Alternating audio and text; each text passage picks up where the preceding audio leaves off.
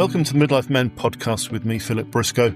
Today, I'm joined by Dr. Brian Livesay, a trauma therapist and director of clinical research at Arise Alliance, whose personal experiences have shaped his groundbreaking approach to healing called critical memory integration, which we'll hear more about.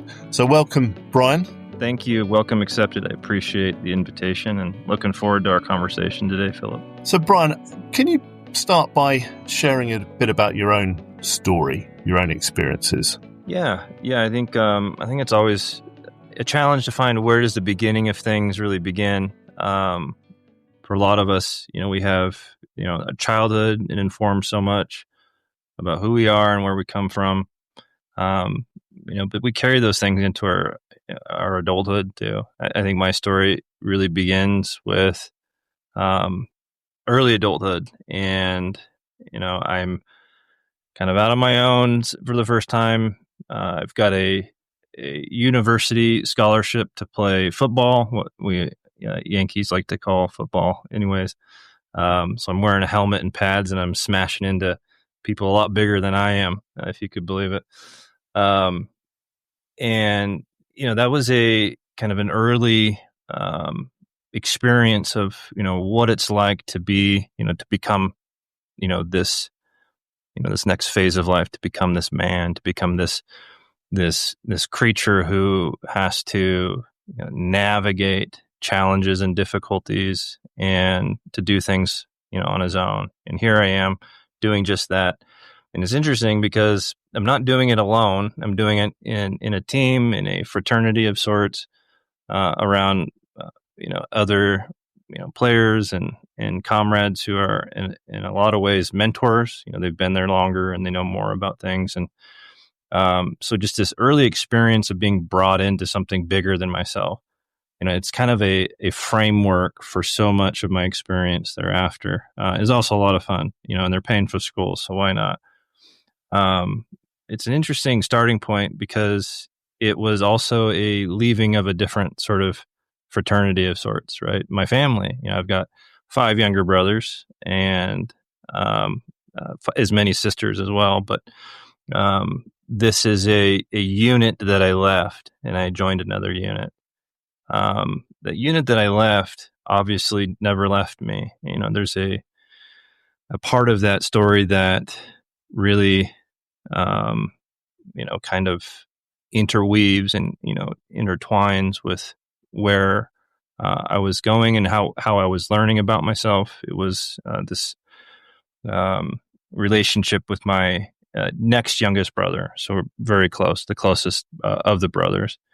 I went to play college football, and he went to become a combat engineer. And at the time, we're talking like early, mid 2000s. And so he's deployed in the theater of war, and he's in a different unit, and he's in a unit where the stakes are very different. And so we kind of have these parallel paths, these parallel stories, and the way in which his experience, which was really early on, when he's over there and kind of going through it, very much out of my range of understanding and so much that I didn't know about. When he came back, our worlds kind of came back together, and there was a clash of sorts between these different places, but there's also so much that overlapped, things that I couldn't understand but could understand too. And for those things that I couldn't understand for my brother, it was a motivating force to know more, to understand how do I re-engage, how do I reconnect with him in particular, but also this sense of, my early tribe, right? My siblings. How do I reconnect with this part of me that, this part of my past, certainly my childhood, is so important to who I am. How do I reconnect with this? And it's like a great question, right? It was one that didn't have an obvious answer, certainly not an immediate one, but it was a motivating force to seek out, how do I reconnect? How do I find myself able to get back in touch with these relationships? And part of it was figuring out something about myself. Part of it was figuring out and learning more about who my brother had become, who I had become in that time. Part of it was, for my personal journey, was enlisting in the military myself to become a soldier and to experience certain things. Um, it's interesting because, like I said, there was no obvious answer, no immediate answer, but it was a motivating force to understand something about this bigger thing than just me. And, along the journey, I just continued to run into these sort of, like recapitulations. Like it's the experience all over again. Here's another relationship that I'm disconnected from. How do I connect with it? Here's an example of disconnection between relationships. How do I understand it? How do I help folks reconnect with these parts of themselves? And I'm doing all of this before I'm even in a clinical capacity. I'm wondering about this. This is my journey. This is what motivates me. So you're talking about the relationship that you have with your brother and how that developed. I mean, what caused perhaps changes in that relationship, particularly with perhaps your brother and his own experiences? It was not apparent to me in any sort of like immediate sense, something that upon reflection seems so much more obvious, as I've developed my understanding of the human nervous system and human dynamics and the way people operate and work. I suppose that's helpful. In the moment, it was, in those moments of trying to reconnect with my brother, it was recognizing that his connection with himself was attenuated. And so interesting that when we need to connect with somebody, that their connection within themselves seems to also be an important component. I think we experience it a lot too, within our relationships, with our children, with our spouses, wherever the case may be, that when we're not feeling connected within ourselves, when we don't have a sense of who we are in this moment, when things feel chaotic internally, that it's really hard for others to connect with us. Was that as an experience, as a result of the experiences he had in a war scenario? It was, and it's, there are no shortage of ways to encounter these sorts of traumatic experiences. Of course, being in theater during OEF and OIF, plenty of opportunity for this sort of thing. And to be also sort of removed as he was when he returned, and he eventually left the military, to be removed from your tribe, your people, is also this sort of disconnecting force.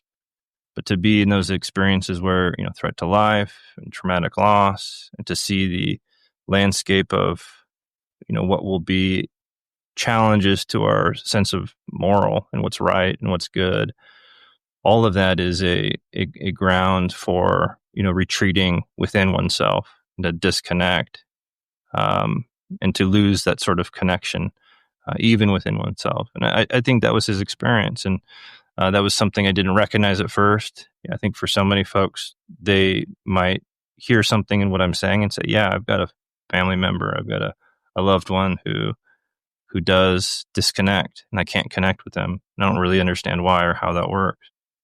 But that was part of the journey for me, is like to discover like what's going on within ourselves, within our broken connection and our lack of connection and our loss of connection with others. And you joined the military yourself, you said. Did that help you to reconnect or to understand perhaps what your brother had been through? I think it did. I think it certainly did in our relationship. I think for so many other reasons and by so many other, wills of force and effort, the reconnection was happening.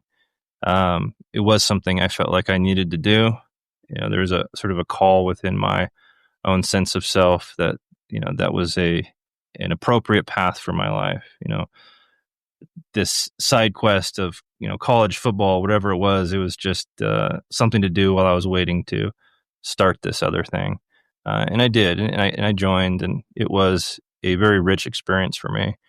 I think it opened up the sort of, the opportunity, sort of opened up this like landscape of opportunity, which would eventually become, so much that is my career now in the work that I do now, to see where the the things that I'm noticing on a very local level, like it's everywhere. It's all throughout the world.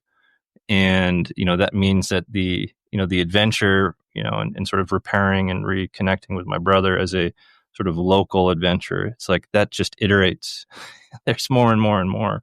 I think that's how adventures go. You don't stop, when, you finish the first sort of cycle of recovery, grabbing that thing of value and bringing it back into your life. That's just the setup for the next one and the bigger one.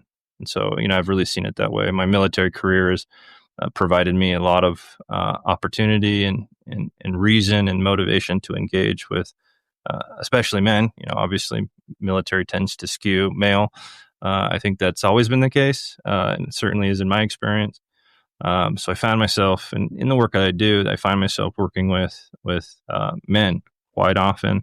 And there's these sort of consistent patterns that I see that are so well informed by my experience with my brother. So this was really your route in then to the work that you do now, this personal experience. And why do you think then, particularly in this, talking about perhaps a military scenario with veterans, why do you think many men, keep their emotions hidden? They keep all of this inside. It's a worthwhile question, Philip. Why do we do it this way? I think there's an equation that includes many factors. I said the multifactorial sort of reasons for this. And there's certainly parts of it that seem to be biological, the way our brain develops and our nervous system develops, but more than that, how that sort of positions us to be and interact in the social sphere, the social setting. And of course, over time, we import all of those sort of social technologies into the persisting society, right? And then that feeds back into us. So what am I getting at? Not much of an answer yet, but it's like all of these things, it's kind of where we start, but also what's in the world waiting for us, these messages. Environment has so much to do with how we respond, but also that sort of milieu, that pressure, that example that precedes us and permeates us of some emotions are good and useful. Let's amplify those. Other emotions are less useful. And in fact, they may even be wrong in some sense. And you get that sort of tacit message. It's wrong to feel that or to express that feeling. Look, I don't think I'm saying anything that's, new or profound. Folks know this, but the facts remain that human beings have, and this is a truth of men too, we have an emotional landscape within us. These emotions and these sensations and these feelings have a role and a purpose, like everything else, like the opposable thumb, like the heel that strikes the ground that helps us balance. So many things about us are necessary. Why wouldn't these be necessary too? So there is a recognition of that necessity, I think, that is lacking and is waiting, and certainly a part of my work. So when you do have, let's call it unspoken trauma, yet to be resolved, emotions and trauma, how do you see that showing up, in everyday life? Yeah. This is a sort of unescapable force of nature. It's been described in a lot of different ways. I think, early in the field of psychology, they used the metaphor of pressure. And pressures, I think, probably because the steam engine was in vogue then, right? Everything was sort of seen through that lens. Now we sort of use more computer-based analogies, but the fact remains is that there is a manifestation of these things in everyday life. They come through, they break through. And it's like, like any other sort of biological function, eventually you're going to have to address that need or, atrophy or suffer the consequence or, become less than what you could be, become less healthy. And so when these things show up as a sort of function of force or sort of, as a sort of necessity of the pressures that build up within us, oftentimes it's showing up in a way that's not helpful. I think that's what a lot of folks notice. It's like, yeah, I've got these emotions, but when they show up, it's like, it disrupts the conversation or completely turns it on its head. Or, I've got these emotions, I've got these feelings, I've got these internal experiences, and I don't trust them. I don't trust them. And so I will imbue and recruit additional effort to hold those things back. But yet they're there. And so they do show up either in sort of like the internal way that only the individual kind of experiences as a sort of, contention within themselves, or they'll kick the door down, in the middle of, what would otherwise have been a perfectly fine conversation or argument where solutions were being arrived at, and completely disrupt everything. I mean, those are some examples. They will find their way through. And is that because men, and I know we're talking a lot here about veterans and first responders and people that have perhaps experienced more trauma than usual. Is it because they're not supported or they're not taught how to manage those emotions?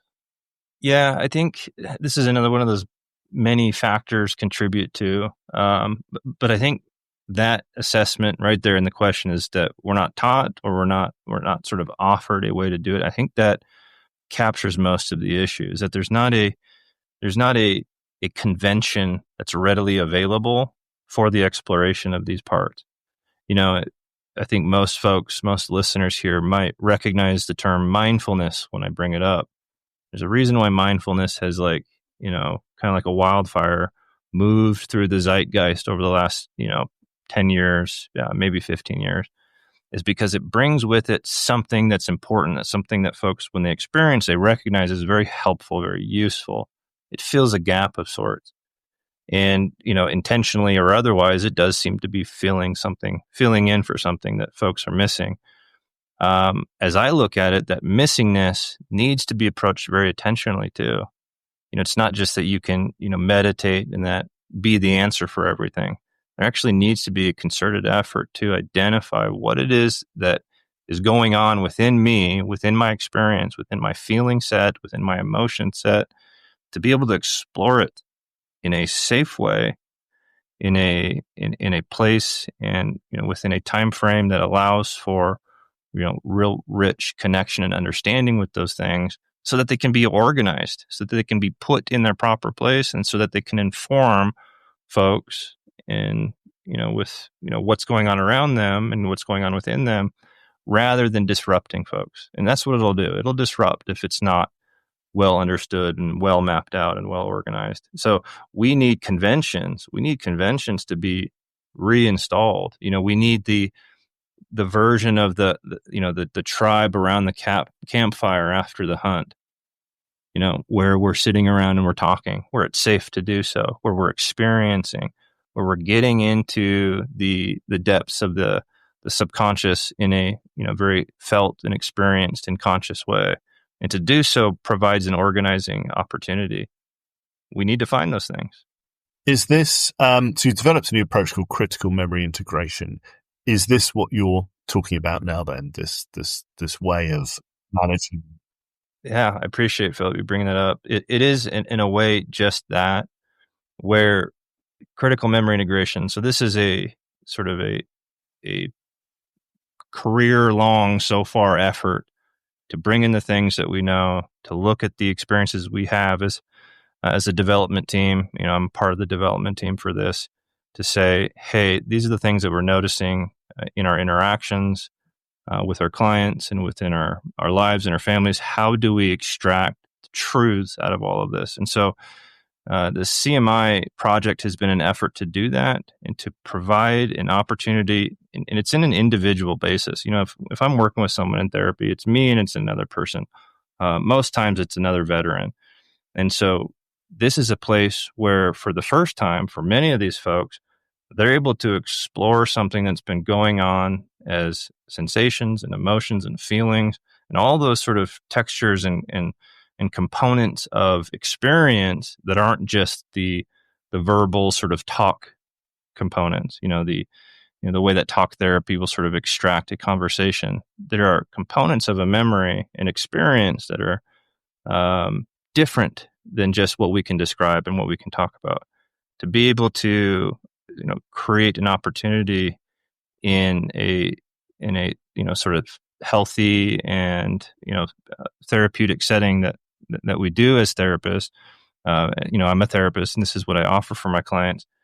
It's been able to put them into a mode of connecting to something that was always there and always needed to be connected to.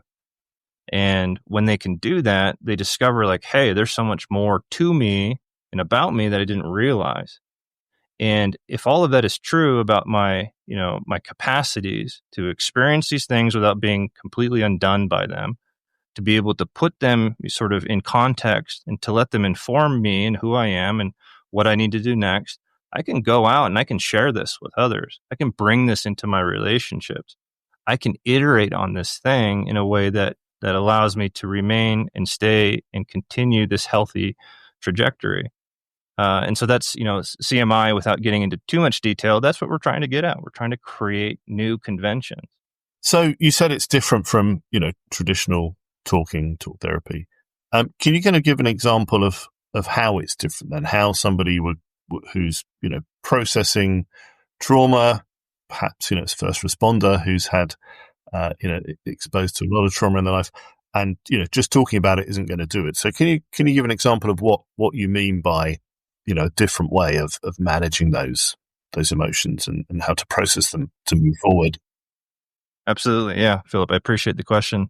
I think that it is useful to have a understanding of what, talk therapy and what therapeutic, what potential is in the therapy process.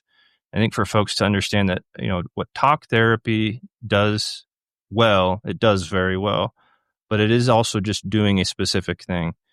If I was trying to work on an analogy before our meeting, but if we think about our past experiences, and we'll call them, I like to call them critical experiences. And most folks sort of recognize what I mean by that when I say it.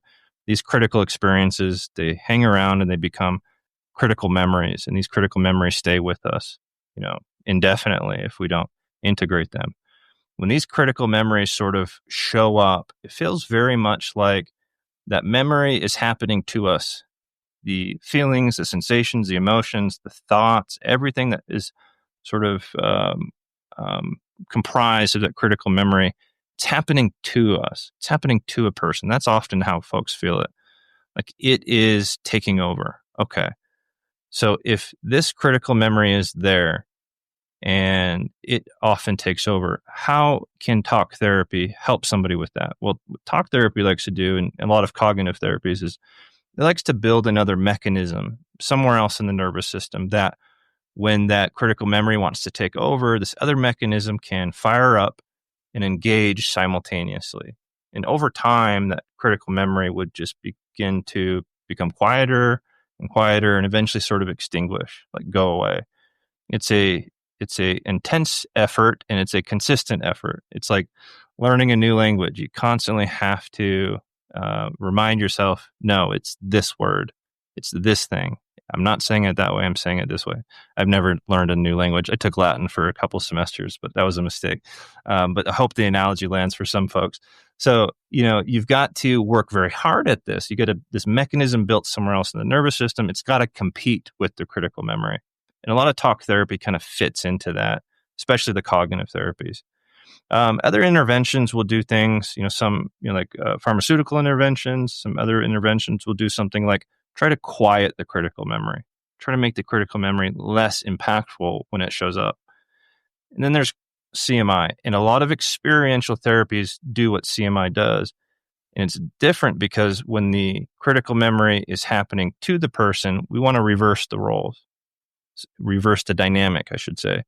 So for the client, for the veteran I'm working with, for them to be able to engage with the critical memory, instead of the critical memory happening to them, they're happening to it. So they're moving toward it.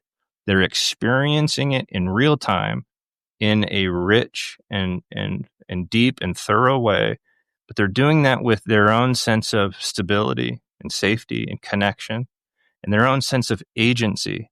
their ability to stay connected and agentic as they experience the critical memory.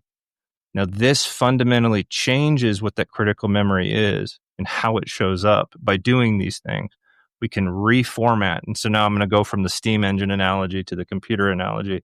It's like reformatting the Word document. You're putting in new information when you do it this way. You're not just writing a new Word document that you're pulling up quickly.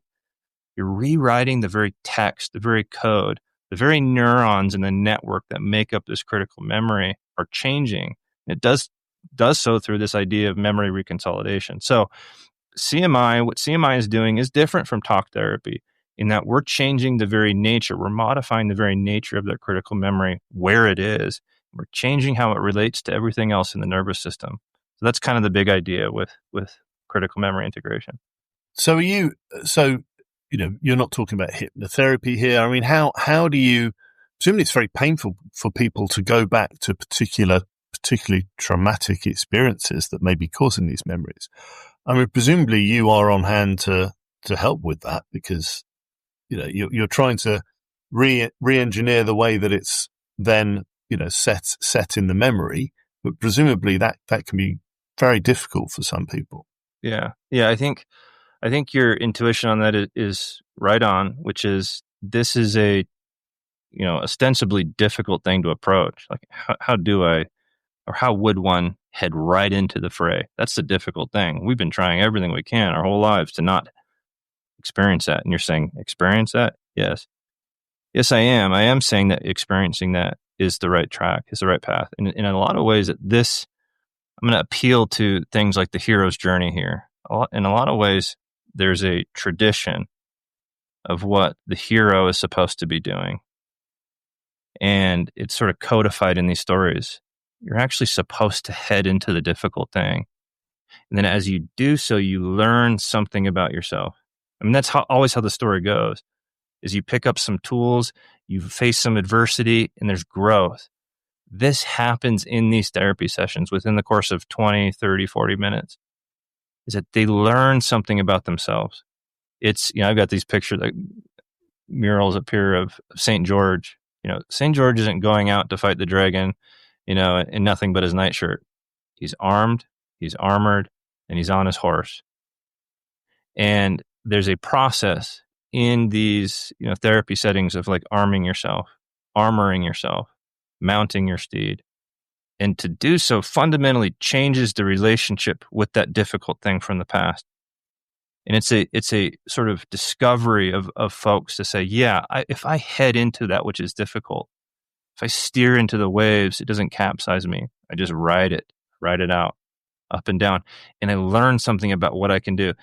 Folks learn very quickly as they're going through this. That was more difficult than as difficult as I thought that would be. It wasn't so difficult that I couldn't endure it. Maybe I can take on more. And they do. And they take on bit by bit. They take on bigger and bigger things until they find themselves surrounded in this critical memory, fully connected, fully competent, fully agentic, fully capable of making the connections and the integration that they need to make. And they come out and they'll, what was that? What did you do? I didn't do anything. You did it. You're the hero. I'm just here supporting you. I'm here holding the space. I think that's important to have somebody to hold the space. But what's important, I hope listeners get this message. What's most important is that the folks I work with, they're the heroes. They're the experts. They're the ones doing this, and they can every single time they can. And from a practical perspective, then, just trying to think of an example. If you've been in if you're a veteran, you've been in a war scenario, perhaps you've seen loss of life, and you're being taken back to that scenario, and you are saying, well, you're now the hero, you're going in there with a different, is it altering the mindset? How do you take away essentially what they witnessed as something extremely traumatic and probably unpleasant? So you're saying by them going in and recasting themselves, if you like, as it not happening to them, but they're the hero, that is changing the way that they manage that memory and experience going forward. It is I like the word recasting. In a sense, it's that the experience doesn't change. I change in relationship to it. Like, you know, St. George in his nightshirt, like the dragon's still a dragon, and he's a lot more vulnerable to it. It's chasing him around. But if he recasts himself as the hero in this episode, well, the dragon itself hasn't changed, but his relationship to it has. And so for the veteran who's experienced these horrific things, how those memories are happening to the veteran, it's a particular dynamic. There's a particular relationship there. And they're doing their best to sort of constrict that experience, that memory as it shows up from one day to the next in their sleep, right? In their, mundane sort of activities of the day, on the TV show. It shows up, it jumps through, it attacks. Now, if I change my role, if I head toward this thing, is it any different? Well, in a sense, it's like a yes and no. It changes as I recast myself because the relationship that I have with it changes. I know I'm speaking a lot of metaphor, and there's more sort of technical sort of examples or descriptions of this process. But if I could put it as, as technically while also simply as possible, it's something like this. If I had a critical event happen, a traumatic event, where was my nervous system during that time? Was I in a state of fight or flight? Was I disconnected from my sense of agency and being able to do what was best for me, et cetera, et cetera? Or were the circumstances and the environment happening to me? Were things beyond my control? That's oftentimes how folks experience it. And they have to organize that experience of things being beyond the control of the moment. To go back to a critical event as it becomes a critical memory over time, to go back to that critical memory with a sense of calm, safe, connected. That's very different than that fight or flight state. Like topographically, you look at the nervous system, very different states. So I'm on my steed now, right? That's me. That's St. George on his horse. I'm in a different place. As I move toward the critical memory, that's my armor. That's my agency. As I continue to progress through the more and more difficult thing, that's my arms. That's my lance. That's my spear.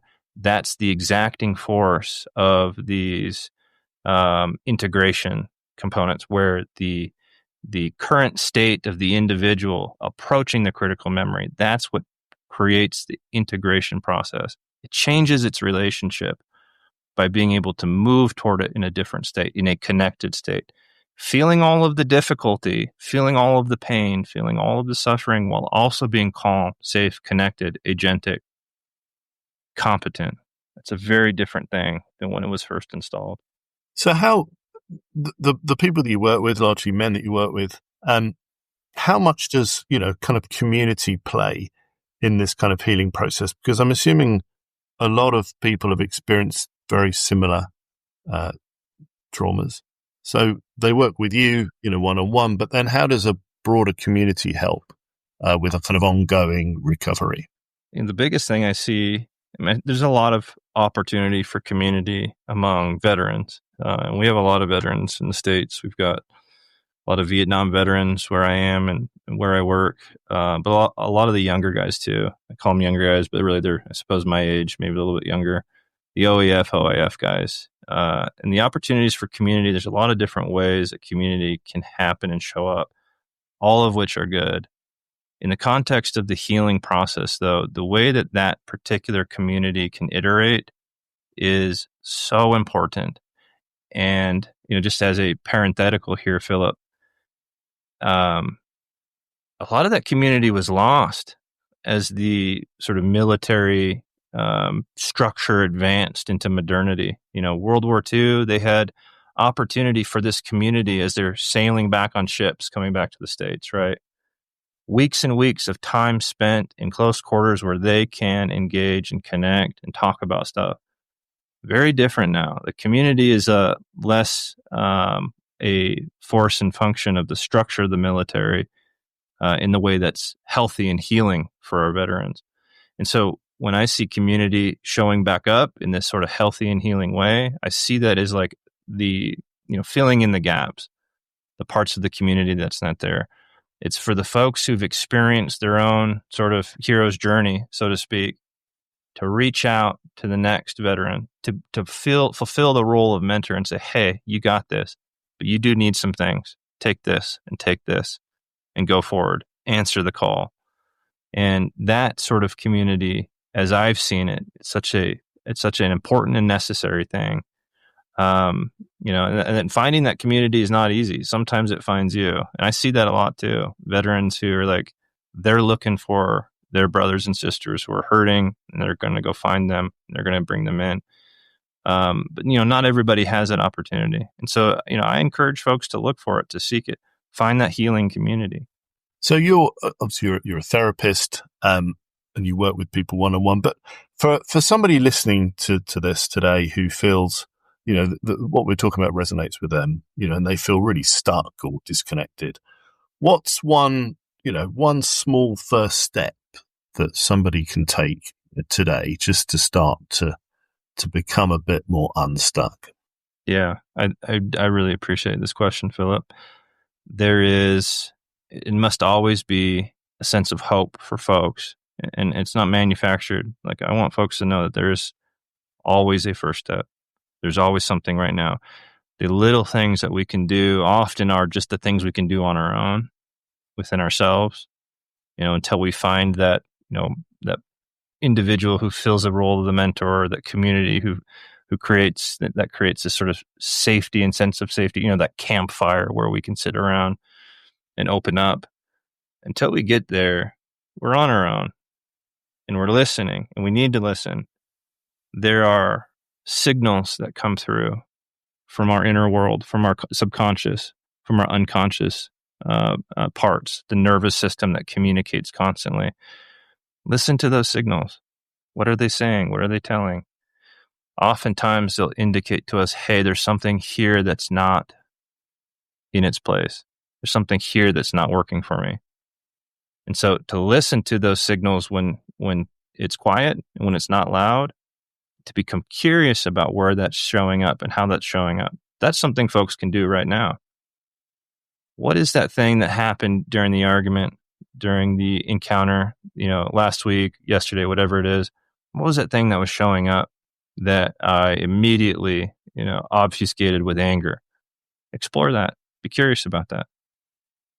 To have that mind of approach and curiosity is a good first start. And I want to offer one more thing, Philip, is that sometimes it really begins with just finding a way to get reconnected with our state of calm and safe, right? We feel that sort of elevation of the, autonomic nervous system, the fight or flight, reflexes kicking in. Take that deep breath and blow it out. Literally. Creating an opportunity for your conscious mind to move back into control of the autonomic nervous system. Notice that sensation of calming as you take that deep breath. I mean, these are small things that we can do, but they're very meaningful. They're very necessary. They're very important, and they're really useful first steps. Things that I teach folks on day one when I first meet them. That's great. Let me ask you one last question then, on a bit more of a macro level then. When you work in mental health with men, what do you think is the biggest challenge right now, for not just for men, for everyone, in terms of, mental health and the challenges we all face, on a macro level? What can we be doing better? There's a few ways I could go with this, Philip. I think. Good question. Sorry. No, I love it though, and I'll try not to go in all 9 directions at once. I think something that I have been feeling more and more in a weighted and heavy way is the ways in which I'm going to use a term here. I'm not sure if it's the right one, like a pseudo reality of community and connection. It's sort of always available to us, and then it can kind of fill in a need for nutrition, like junk food might. But it's not quite right. It's not quite what we need. And of course, I'm talking about like the social medias and the kind of parasocial relationships. And there's utility in that, but it isn't it. We still need our face-to-face. We still need the sort of kind of the vibrations of another nervous system in the room with us that is curious and interested in exploring something difficult together. We still need community in the sort of flesh and blood form. And, as I see, progress and modernity, accelerating in so many ways, I see that there's this potential trap that many are even sort of experiencing in different ways already with, large language models and AI and, social media. It's a way of sort of satisfying a human need and desire and drive without getting everything that's really actually needed, without getting the real nourishment of a conversation, of a voice, of a mind, and a nervous system next to me who is as curious and interested in the experiences that are happening between us as happening within us.